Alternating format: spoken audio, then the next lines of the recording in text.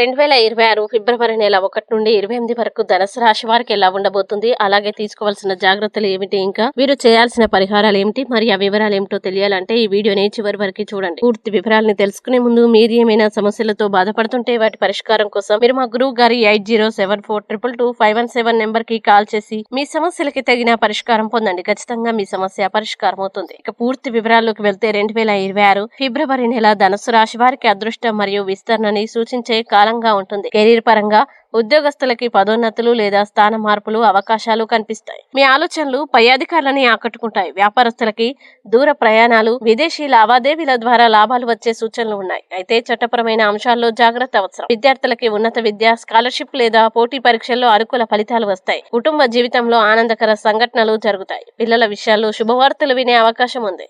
ప్రేమ సంబంధాల్లో నిజాయితీ మరియు స్వేచ్ఛ పెరిగి బంధం బలపడుతుంది. వివాహితులకి భాగస్వామితో ఆధ్యాత్మిక చర్చలు, ప్రయాణాలు కలిసి వస్తాయి. ఆర్థికంగా ఆదాయం మెరుగవుతుంది, కానీ దాన ధర్మాలపై ఖర్చులు పెరిగే అవకాశం ఉంది. ఆరోగ్యపరంగా తొడలు, కాలేయం సంబంధిత ఇబ్బందులు లేదా బరువు పెరగడం కనిపించవచ్చు, కాబట్టి వ్యాయామం అవసరం.